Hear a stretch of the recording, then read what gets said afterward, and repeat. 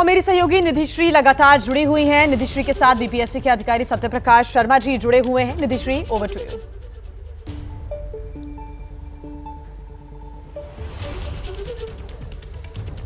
आवाज नहीं आ रही है। Nidhishree, over to you. अगर आपको आवाज आ रही है तो बात आप करें सत्यप्रकाश शर्मा जी से। जी बिल्कुल, देखिए मैं सीधा सवाल इनसे लेना चाहूंगी। बीपीएससी सेक्रेटरी सत्यप्रकाश शर्मा इस वक्त हमारे साथ एक्सक्लूसिव बातचीत करने के लिए मौजूद है और यहाँ पर बातचीत इसलिए भी अहम है क्योंकि लगातार बीपीएससी सवालों के घेरे में है। पहला सवाल सर आपसे यही है कि आज तक 13वां दिन है आंदोलन का, छात्र अगर मांग कर रहे हैं तो बीपीएससी उनकी बातें क्यों नहीं सुन रही है, क्यों नहीं संवाद कर रही है बीपीएससी? जी, ऐसा है कि छात्रों का जो आंदोलन चल रहा है गर्दनीबाग में, हम लोगों ने वीडियो के थ्रू भी देखा है, तो कोई भी एसोसिएशन, संघ या प्रतिनिधि मंडल सीधे बीपीएससी से अभी तक अप्रोच नहीं किया है कि किन विषयों पर उनसे बात की जाए। तो अभी तक अगर कोई भी प्रतिनिधि मंडल आता तो हम लोग जरूर बात करते हैं। उनके किसी ने पहल ही नहीं की है। कोई बात नहीं। छात्रों के बहुत सारे सवाल है, क्योंकि एबीपी न्यूज़ लगातार छात्रों के बीच है, ग्राउंड जीरो से हम उनके सवाल जो है वो पहुंचा रहे हैं और आज भी मैं छात्रों के सवाल लेकर आई हूं। पहला सवाल उनका ये है कि क्या ये नॉर्मलाइजेशन नहीं है कि एक ही परीक्षा 2 बार आयोजित हो, भले ही एक सेंटर का हो। बापू परीक्षा सेंटर जहां 12,000 अभ्यर्थी परीक्षा दोबारा देंगे, क्या ये बाकी बच्चों के साथ अन्याय नहीं है?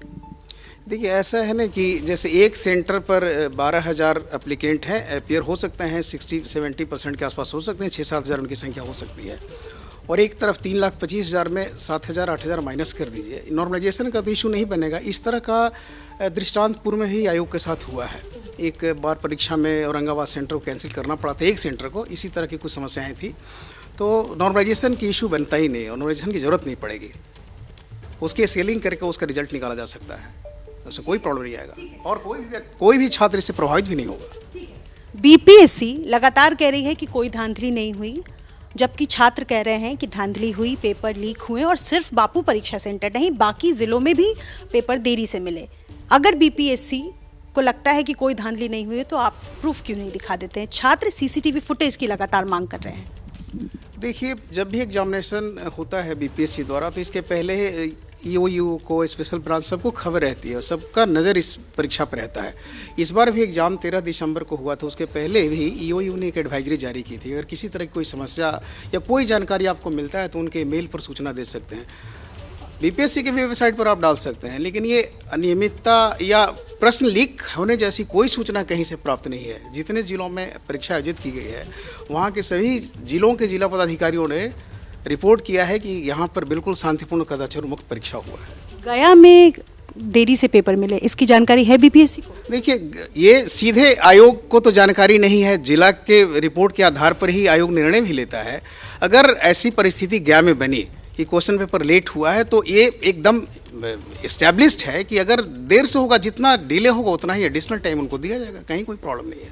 ठीक है। एक सवाल मेरा ये भी है कि देखिए छात्र जो है वो लगातार इस बात को कह रहे हैं कि बीपीएससी अगर ये परीक्षा जिस सेंटर पर दोबारा किया जा रहा है वहाँ या तो क्वेश्चन पेपर अब आसान होगा या मुश्किल होगा, दोनों ही स्थिति में बाकी छात्रों के लिए नुकसान है।